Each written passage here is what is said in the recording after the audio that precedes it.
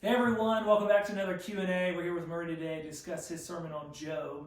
Murray, we actually got a question in last week that I'd love to discuss, but before I ask you that question, would you mind for our listeners recapping your sermon? Job chapter 19 is Job's response to some of his friends' arguments. And Job chapter 19 is a really important chapter because it does several things. We talked about it affirms the pain in the midst of suffering, so it doesn't make light of that. But in the midst of pain, it says there's great safety in being in the middle of God's redemptive plan. It affirms that there is loss and that loss is difficult. But in the midst of loss, there is intimacy as we identify with Christ our Savior. But there's also promise and fulfillment. There's the promise of a Redeemer that Job, through sort of clouded lens, foresees into the future. But we find the fulfillment of that Redeemer in the person and work of Jesus Christ. So our question was dealing a little bit from our listener of suffering and difficulty and how the presence and evidence of that is still proof that God is in control. Mm-hmm. So this individual wanted help on how do I take comfort and faith in knowing that God is in control even though there seems to be chaos and difficulty and suffering?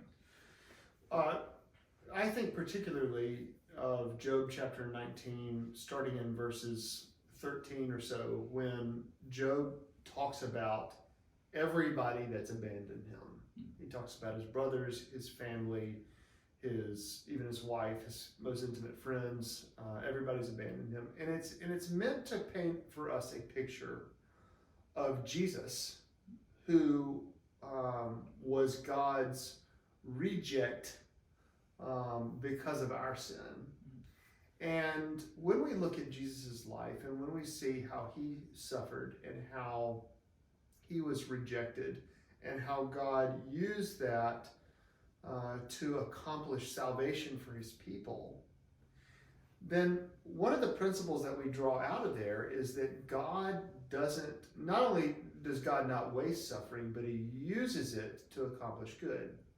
And so anytime that we experience any kind of suffering of any kind, and we see this truth is reiterated, of course, in James chapter 1, count it all joy when you encounter various trials.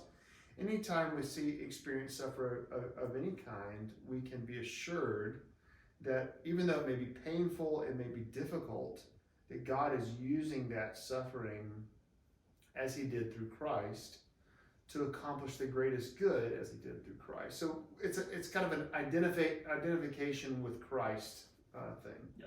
And that identification with Christ really helps us process suffering, that there is a promise and a fulfillment through that. Yeah. And so if maybe just kind of add on to that of how it is absolutely important that we understand suffering, that there is a promise and fulfillment with it, that it's not void, that it has its purpose.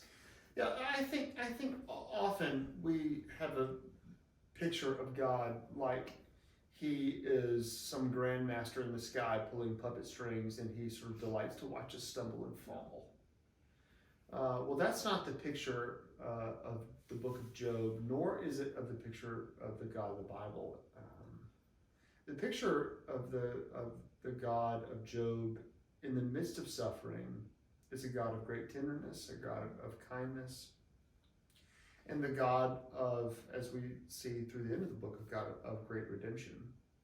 And so we as believers are met with a kind, merciful God who uses all things to bring about good for us and glory to him, even when those things might come to us clothed in ways that we might not be expecting, in difficult ways.